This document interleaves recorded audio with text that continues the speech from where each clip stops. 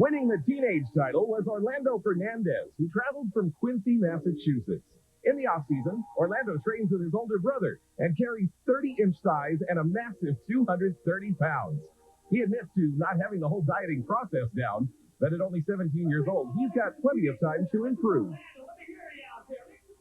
Runner-up in the Masters division was Jerry Chow, who won the lightweight class at the 92 Junior USA. 13 years of training have given him some serious muscle maturity. However, he wasn't in his best condition to display it here. Picking up the Masters title was Dean Miller of Richmond, Virginia. He started training 2 years ago because he was sick and tired of being sick and tired. Dean is also a second-degree black belt and adheres to the Fat Busters fitness plan to get into contest shape. Antonio Lanz liked competing in Musclemania last year in Philadelphia so much that he came out to California this year. He was rewarded with a class win. The computer programmer admits that his diet of pizza and ice cream could probably be improved on. Novice middleweight winner Mike Williams, a former natural Mr. California winner, had the most unique off-season training program in the contest. He doesn't train at all, except for contests. The star high school football player nonetheless has legitimate 19-inch arms and huge delts to match. Jimmy Pharaoh Davis liked what he saw about Musclemania on television so much that he flew out from Chicago, Illinois to make this his first contest. Mike Williams used his upper body assault to win the overall novice title, and he vows to return for a try at the open ranks next time. 20-year-old U.S. Naturals to make a play for the open lightweights. No doubt this construction worker was in the best shape of his young life, but he gave up too much mass to win. Central Islip, New York's Doug Shepard impressed the crowd and judges alike with his peaked biceps and striated quads that made him appear much heavier than his 5'7", 150 pounds. He began training when a knee injury ended his college football career. For years, I pretty much trained my body to be strong for football and for wrestling, and after being sidelined with a knee injury, my pretty much gridiron days were over, but I still love the feeling of training, and one guy told me I had decent genetics, and one thing led to another, and that's how I got here. Mike Moniz from Makakilo, Hawaii had a great blend of symmetry, size, and shape that made him an easy pick to win his class. He actually began training 14 years ago to enhance his ability at the Hawaiian Islands' most popular sport, surfing. Tito Raymond of Wakefield, Massachusetts had competed earlier in the year at the NPC USA Championships. With his great genetics, the temptation of steroids has always been there, but he has his reasons for saying no. If I were to take drugs, I would set a limit on myself on how far I could go. I would say right then, oh, this is as far as I can go naturally. I need help. I'm going to take steroids. And not taking the steroids gives me an unlimited amount of potential. And that's the way that I train. This was the third Musclemania for Dover, New Jersey's Ishmael Gonzalez. This personal trainer's goal is to turn from TV. So, why come all the way out to Los Angeles for Musclemania? Well, I did the Musclemania in 1990, 91. I placed top 5. It wasn't drug tested then. And I decided to go this year to the Musclemania because it's tested. And being that I am a personal trainer, I want my clients and everybody that knows me to know that you can do this without the drugs. You can be motivated in the gym. Just get, a little sweat, a little dedication will get you places. Pennsylvania State Trooper A.K. Leinbach put the fear of the law into his fellow competitors with his thick, dense muscularity. The former all-star athlete remains within 10 pounds of contest weight year-round and speaks to many kids in local schools about staying away from drugs. Mike Rizzo from Voorhees, New Jersey is one of the proponents of training a body part just once a week and with low reps and heavy weight. He began training for high school wrestling and soon found out that his genetics for bodybuilding were much better than average.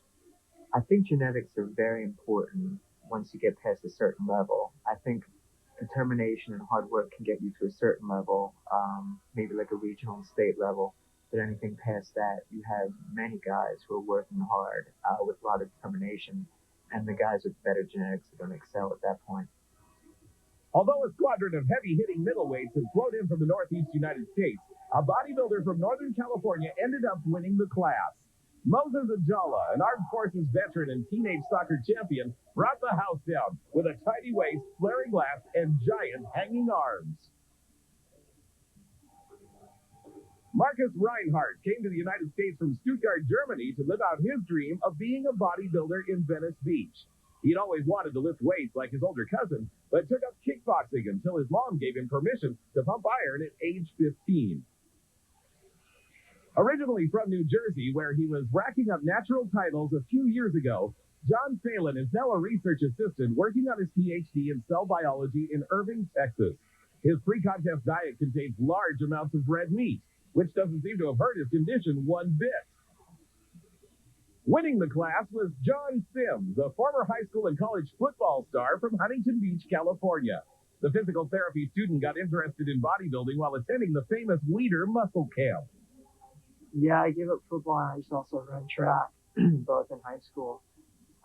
Pretty much, I burnt out on those. I've done those since grade school.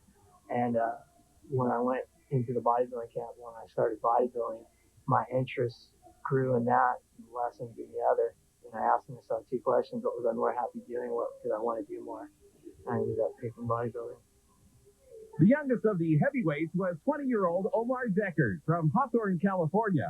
Not only do his two older brothers also compete, but his dad was a former bodybuilder and pro wrestler. Training in South Central LA, Omar feels there's a lot of bodybuilding potential that never gets realized in the hood.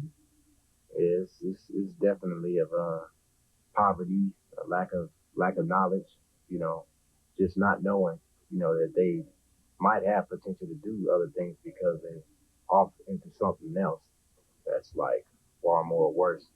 They have their mind, tied up where they can't think about other things like that. They have a lot of other problems to worry about first.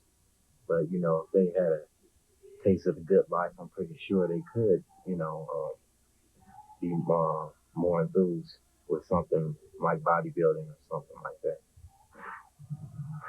Looking awesome in his first contest was 21-year-old Melvin Anthony from Fullerton, California. The former college football player was introduced by a friend to Mr. Universe John Brown, who proclaimed that he had only seen his type of potential in two other men, Sean Ray and Vince Taylor. Skip LaCour came down to LA with heaps of thick muscle to show off. He won the AAU California and the AAU Natural California the year before, and began training just over 4 years ago. If you think he's genetically gifted, Skip tells us his older brother is a solid 260 and doesn't even train. Winning the class was Jeff Prim, who diehard fans of the sport will remember as the winner of the AAU USA and the WABA World titles. Although it's hard to believe, he graduated high school at 6'2", 128 pounds. Jeff, the owner of Rockford, Illinois' Prim and Proper Gym, had always wanted to see what his body could do naturally. The overall pose down was tough on the judges, since all 4 open class winners looked great. In the end, heavyweight winner Jeff Prim had the width and symmetry to overpower the others. Not only did the competitors feel like stars, but the event itself had an all-star judging panel as well. Judges included head judge Tom Platt, a living legend in the sport of bodybuilding; Roger Callard, a former Mr. America and star of the new film Geronimo; Tegan Clive, actress and columnist for Iron Man magazine; and John Brown. Effort as a natural show, Musclemania was a great success, and it will return to Southern California next November to offer natural bodybuilders the ultimate title. For Muscle Magazine, Steven.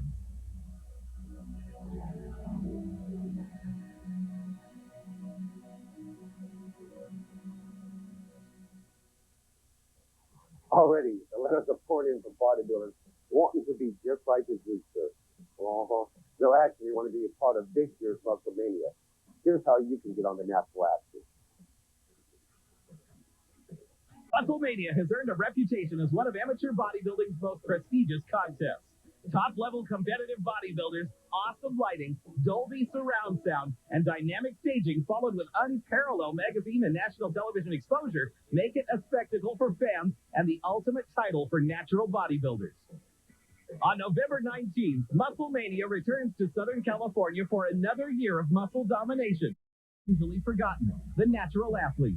Teenage, novice, masters, and open divisions will be offered, and for the first time, a women's class will be added and become part of this exciting event. In order to compete, bodybuilders must be steroid-free for at least 1 year from the date of the event. So if you want to become a part of Natural Bodybuilding's #1 amateur event, you can request an entry form by writing to Musclemania, P.O. Box 646, Rosemead, California, 91770. Natural bodybuilding is the toughest way to become a champion. Winning Musclemania is its ultimate reward.